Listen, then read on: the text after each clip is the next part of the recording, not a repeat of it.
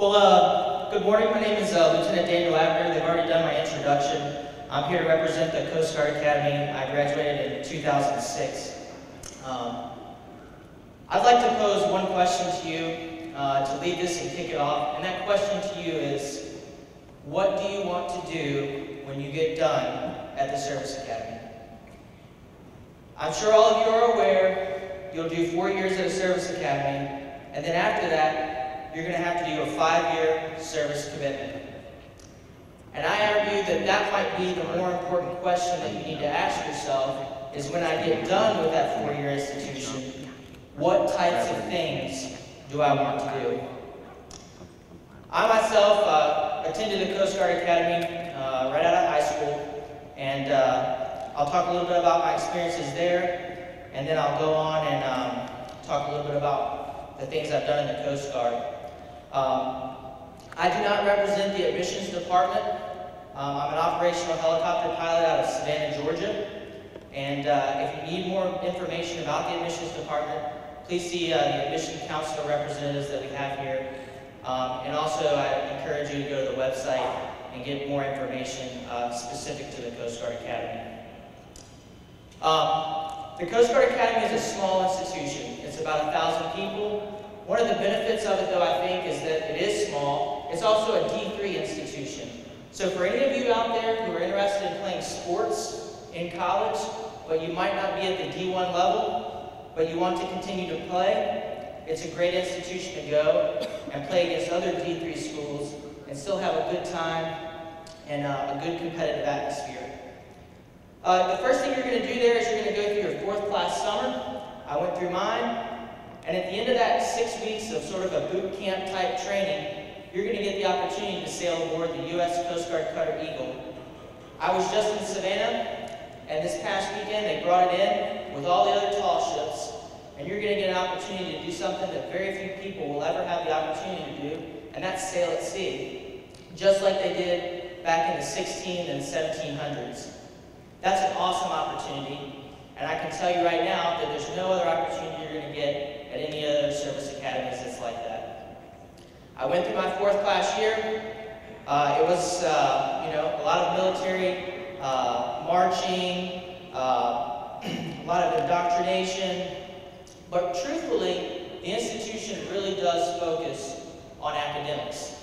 So the bulk of your time is going to be spent in classrooms that are sized between 20 to 25 students. And as you progress through, your more specific classes are going to be 10 to 15. And you're going to have professors there that are going to know you by your first name, and you're going to interact with them on a regular basis. And if you have problems, they're paid to be professors there and to teach you. They're not there for research and development, and they're going to give you the time that you need to be successful academically if you're willing to reach out and talk to them. My 3rd class summer, I got to go aboard an operational Coast Guard cutter. I sailed aboard the Coast Guard cutter Acushnet, which was out of Ketchikan, Alaska. We sailed across the Alaskan Gulf, and I took it as far out to Dutch Harbor, Alaska. And I don't know if any of you guys are familiar with the deadliest catch or whatnot, but Dutch Harbor is the base that they're all out of. So I've gotten to see some pretty awesome things up there. And then for 6 weeks, I spent aboard the Coast Guard cutter Eagle again for my 3rd class summer. And on that trip, I got to see Puerto Rico, the Dominican Republic, Trinidad and Tobago, and then we finished up in Wilmington, North Carolina. Went into the 3rd class year, went through that year. You're going to continue to go through some core curriculum, nautical science type classes, and then you're going to go into your 2nd class summer. Now that summer, you have an option. You're going to be some sort of cadre. You're going to be teaching those 4th class cadets coming in. You might be cadre aboard Eagle. You may be cadre while they're going through the boot camp indoctrination, or you may be cadre for a summer program. But that's really the first summer where they sort of transition you from a follower into a leader. You're going to get the opportunity to lead some of the people who are only just 2 years behind you. But the thing I want to point out for that particular summer is we're getting brand new 44-foot sailboats. And we found that it's critical that people get to go to sea and learn valuable nautical seamanship and leadership from a seafarer's perspective. And so the Coast Guard Academy is currently, I think they're finished with the program, but they have 44-foot Luder sailboats, and they're sailing those up and down the coast, learning about leadership, learning about seamanship. And that's a really, that's another great, awesome opportunity. Went through the second class year, had some awesome opportunities there, and progressing, and just so you know, I graduated. But here, let me tell you something cool about that year. I might be the only person, there may be a representative over there, but I've been to 2 service academies.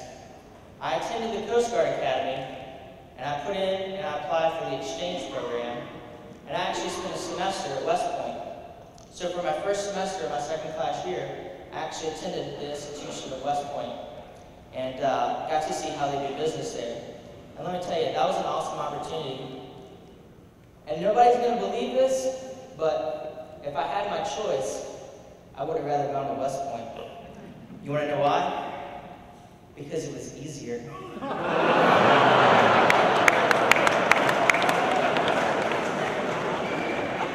West Point is an awesome institution. The professors were amazing. The students there were amazing, or the cadets. But it was harder, believe it or not, to go to the Coast Guard Academy. So I went back, finished that year up, and then I had my first class summer. I spent aboard an 87-foot patrol boat out of Fort Lauderdale, Florida. And that was another awesome opportunity. Graduated, and my first assignment was aboard the Coast Guard cutter Ellen. It was a 225-foot buoy tender out of Atlantic Beach, North Carolina. How many of you guys are interested in living by the coast? Does anybody like the beach? I've yet to live further than 20 minutes from the beach throughout the duration of my career. I say that because these are things that you need to consider. You need to consider what it is that you want to do when you graduate from the Coast Guard Academy. The buoy tender experience was awesome, but I decided that I didn't want to be a seafarer for the rest of my life. Some of you will find out that you do get seasick. I'm one of those individuals, and so I decided that it was not a career that I particularly wanted to pursue. And so I went aviation. I went through naval flight training down in Pensacola, Florida. Naval flight training is attended actually by the Air Force, the Navy, the Marine Corps, and the Coast Guard. So there's all the services go through the different flight trainings. So if you talk to somebody in the Navy or the Marine Corps who's an aviator, they've gone through the same program that I've gone through. And graduated from there and went to Air Station Savannah, out of Savannah, Georgia, obviously. And I'll just share with you that we do search and rescue. I ask that if you're not familiar with the Coast Guard, take an opportunity to learn more about what we do. We do search and rescue, obviously. We do enforcement of laws and treaties, maritime environmental protection, fisheries, counter-migrant work, counter-drug work, and a myriad of other different missions. But take a look at that and see if that might be something that you're interested in doing. There's no congressional appointment required for the Coast Guard Academy, so there's really no downside to putting in an application. But I will share with you that I flew here. There's one additional pilot in the back. He graduated from the Coast Guard Academy in 2005.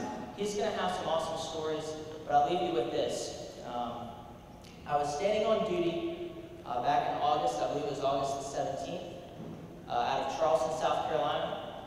We had 2 individuals on a 60-foot motor yacht that took off from Charleston en route to Jacksonville. They had reached just outside of the Charleston jetties. They had turned south. They had proceeded approximately 10 or 15 miles. All of a sudden, an alarm started going off in the bridge of the ship, and one of the guys was sleeping. The other guy woke him up, asked him to go down and take a look. He went down into the bottom of the yacht there, and he noticed that there was flooding that had started to take place. So they got on the radio, they contacted the Coast Guard, and the Coast Guard called the air station, and we launched out there, and I watched their boat sink right out from under them. They climbed into a life raft, And from there, we lowered our rescue swimmer into the water. He swam over to him. He put the 2 individuals in the rescue basket. We picked them up and we took them back to the air station that night. For the rest of my life, I'll get the opportunity to say that I was able to save somebody. Not only was I able to save one person, but I was able to save 2 people. And I'm positive that the other pilot back there, he's got at least 1 or 2 stories of his own. If that sounds like something that you might be interested in doing when you get done at the Coast Guard Academy, then I seriously ask you to consider looking for employment there. Thank you, and God bless.